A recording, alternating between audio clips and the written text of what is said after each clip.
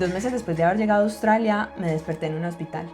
Yo no entendía muy bien qué había sucedido, me habían acabado de operar de urgencias, estaba al otro lado del mundo y para acabar de ajustar, todavía no sabía que el que yo pensaba que iba a ser el viaje de mis sueños iba a terminar convirtiéndose en una pesadilla de 90 millones de pesos. Pero para entender cómo fue que llegamos hasta ese punto de la historia, vamos a devolvernos algunas semanas. Entonces resulta que aquí su servidora trabajaba como ingeniera de sistemas para una empresa muy reconocida y un día amaneció como aburrida y dijo, ¿qué pasaría si nos vamos para Australia? Y le propuso esa idea a su novia. Su novia claramente súper animada le dijo, sí, mi amor, de una, vámonos. Estuvimos ahorrando aproximadamente un año, pero había un pequeño detalle con el que no contábamos al principio de la historia. Y fue que justamente cuando ya nos aproximábamos a la fecha del viaje, terminamos.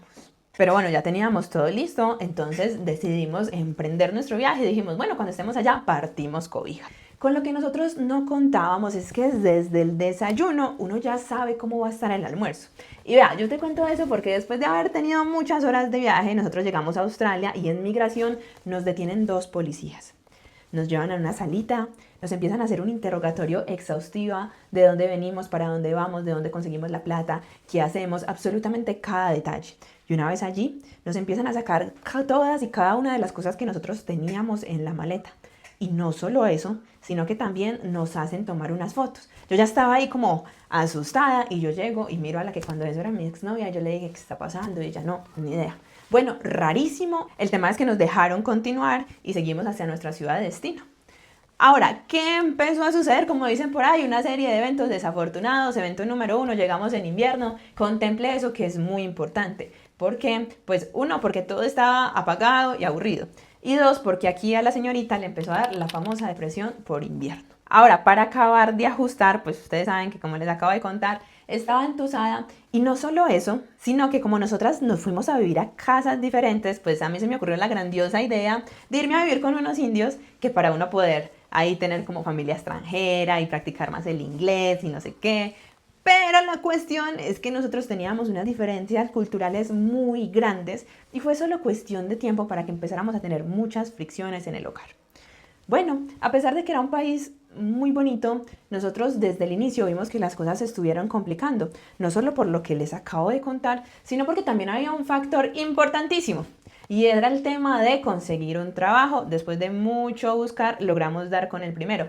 Tip número 1. No se vayan a ir con la plática contada. Vea, la gente es feliz haciendo cuentas alegres para todo en la vida y los viajes no son la excepción. Entonces a veces se suma solo la alimentación, el transporte, no sé qué. Mentiras. Mentiras, que porque usted por allá se demora más consiguiendo trabajo, o si de pronto si usted va para otro tipo de paseo, pasó un imprevisto, no sé, se antojó de algo, pasaron cosas y usted termina todo descuadrado. Entonces siempre uno tiene que tener ese fondito de imprevistos o un bolsillito. Ahora, cierro paréntesis, conseguimos ese empleo complejísimo. Uno aquí acostumbrado a trabajar de ingeniero de sistemas y vaya allá, lave baños, cocina, a la carrerita. Bueno, muy difícil la cosa. ¿Qué pasó? Que, como les puedo contar, entonces ese viaje que uno al principio decía soñado, juepucha, en las fotos se ve muy guau, pero cuando tú estás ahí viviendo en el día a día, a veces ya no es tan divertido. Las cosas empezaron a complicar, todos esos factores cada vez más graves, hasta que llegó un punto en la convivencia con los indios que yo me tuve que ir de esa casa. Y mi exnovia, toda bella, me dijo, pues yo te ofrezco aquí un lugar en mi casa. Yo la pensé, porque uno diría, bueno, tal vez uno irse a vivir con los exnovios no es la mejor idea, pero pues como que con las cartas que teníamos en ese momento, yo dije, vamos a por ello, me fui a vivir y las cosas empezaron a mejorar, empezamos a distribuirnos las tareas del hogar, a distribuirnos los gastos y nos empezó a ir mejor. Ahora, con lo que nosotras no contábamos era que sospechosamente, con tan solo unos días de yo haber estado viviendo con ella, a mí me empezó a doler una rodilla. Así, o sea, de la nada, no me caí, no me pasó absolutamente nada y se me empezó a inflamar. Y yo dije, listo, mañana voy al hospital. Al otro día efectivamente fui porque ya casi no podía caminar y en el hospital me dijeron, te vamos a hacer unos exámenes porque la vaina sí está rara. Me empezaron a tomar muestras de sangre, exámenes de todo tipo y me decían, es que no sabemos qué tienes, o sea, todo te sale bueno, pero pues estamos viendo que tienes esa rodilla así gigante. Entonces me dicen, te vamos a dejar en observación esta noche y mañana el especialista decide qué hacer. Y yo, bueno, está bien, no pasa nada, que me dejen en observación. Pasé toda la noche en el hospital cuando, vaya sorpresa, resulta que al otro día por la mañana llega a la sala no solo un especialista, sino un montón de médicos, así como los de Grey's Anatomy. Y yo dije, Dios mío bendito, ¿qué está pasando? Pero conserva la calma para acabar de ajustar. Yo no entendía nada. Porque esa gente habla claramente inglés, pero hablaba en términos médicos y un inglés rapidísimo, rapidísimo, como parecían diciendo un trabalenguas. Entonces, entre lo que yo medio les pude entender, llega una enfermera y me dice, quítate la ropa y ponte esta bata. Y yo, fue madre, ¿cómo así? Sí, te vamos a realizar un procedimiento sencillo. Y yo, bueno, está bien. Yo pensé que eso iba a ser como cuando usted le ponen anestesia local, pin, le ponen en la rodillita y váyase mi hijo pues para la casa. Pero resulta que la cosa no era tan sencilla. Y yo me empecé a dar cuenta de que esto estaba muy raro porque me llevaron ante una señora. Según yo, es la anestesióloga, pero pues no me crean nada porque tal vez tenía otro cargo. Yo no entendía muy bien. Cuando entre lo que yo podía descifrar, yo me empecé a dar cuenta que la cosa estaba muy delicada. Esta señora me empezó a explicar todos los riesgos que tenía la cirugía. Y yo ahí fue que me di cuenta que yo estaba en graves problemas. Claramente lo que me iban a poner a mí era una anestesia general y ya de ahí pues en adelante pueden pasar muchas cosas. Yo entendía que me iban a hacer un procedimiento para extraerme unos líquidos, pero se me había perdido mucho el detalle. Lo único que yo recuerdo que yo podía pensar en ese momento era ¿cómo carajos estoy aquí en un hospital a punto de entrar a un quirófano cuando se supone que yo me había venido a vivir el viaje de mis sueños, surf, cangarús, playa, brisa y mar, y me están diciendo que me puedo morir en este momento? Entonces, cuando tú estás en una situación de esas, es como que se te nubla un poco el mundo. Yo no tenía cómo contactar a mi madre porque ya no tenía el celular, no te lo dejan pasar, no tenía siquiera cómo despedirme de alguien, cómo explicarle la gravedad del asunto. Sin embargo, pues lo único que yo podía hacer en ese momento era, vea, encomendarme y vámonos para allá y que sea lo que Dios quiera. Efectivamente me entraron al quirófano. Yo nunca había estado en un quirófano, a mí nunca de hecho me habían operado, mucho menos al otro lado del mundo. Vi yo las luces, me asustó mucho, comienzo a llorar. Los médicos me dicen, tranquila, ven, todo va a estar bien, te vamos a poner esta mascarita y tú vas a sentir como si esto fuera el mejor cóctel que te hayas tomado en tu vida. ¿Uno qué hace en esas circunstancias? Pues como dicen por ahí, gas que para adentro vas, pues ya untaba el dedo, untaba la mano, póngame la máscara. Yo respiré profundamente y dije, que pase lo que tenga que pasar. Efectivamente me quedé dormidita. Acto seguido, luego me desperté y cuando yo me desperté, pues me dijeron que todo había salido muy bien, excelente, maravilloso. Me llevaron de nuevo para la habitación y me dijeron, te vamos a dejar en observación. Se supone que a mí al otro día me iban a dar de alta. ¿Qué pasó? Como dice la canción, pasó un día, pasaron 2, pasaron 3 y a mí nada que me daban de alta. Yo decía, Dios mío, bendito, ¿qué está pasando? ¿Por qué no me daban de alta?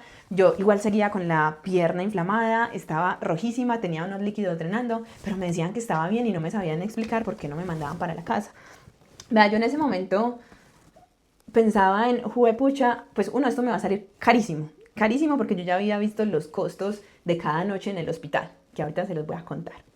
Aparte de eso, yo decía, Dios mío, ¿será que es que tengo algo grave y no me están contando? ¿Será que es que esta pierna el día de mañana se me va a explotar y me van a mandar por repatriación de cuerpo? O sea, aquí yo se los cuento sencillo porque ya pasó la tormenta, pero cuando tú estás en esa situación se te pasan una cantidad de cosas por la cabeza impresionante. Fuera de eso, pues recordemos que yo estaba hospitalizada. Y vea, la platica, el billete que yo tenía que seguir pagando arriendo, tenía que seguir pagando servicios, tenía que seguir pagando gastos que yo tenía aquí en Colombia. Y esto es otro tip que yo te dejo. ¿Por qué? Porque es que cuando uno no está preparado financieramente, o sea, aparte de la carga emocional, el estrés que tú puedes estar sufriendo a nivel financiero es muy grande y puede ser muy difícil de manejar. Entonces, como siempre, ya saben, mantengan un colchoncito para cuando pasen este tipo de cosas, uno pueda estar medianamente tranquilo. Para no hacerte muy largo el cuento, pues resulta que me vinieron a dar de alta, ¿sabe cuándo? Cuando habían pasado 8 días. Pero eso no es lo peor. Lo peor es que usted sabe de cuánto fue esa cuenta del hospital. La cuenta del hospital nada más y nada menos fue de $35.000 australianos. Eso es más o menos como unos 90 millones de pesos colombianos, más o menos unos $20.000, $25.000 aproximadamente. $25.000, o sea, por algo que yo no sabía que tenía, por algo que me dio de un momento a otro y que le puede pasar a cualquiera. Y es precisamente cuando no le pasan este tipo de cosas que uno se da cuenta, pucha, que uno también es vulnerable. Que es que no solo le pasa al amigo, al tío y al vecino, sino que para uno también es posible, como dicen por ahí. Y en este tipo de circunstancias, créanme que lo que a uno menos le importa es que uno tenga el super negocio ni la mejor rentabilidad. En ese momento lo que tú quieres es querer tener tu patrimonio protegido, que no te quiten, que no se te vaya en un segundo lo que tanto esfuerzo te ha costado construir. En mi caso, por ejemplo, yo decía, pucha, 90 millones de pesos.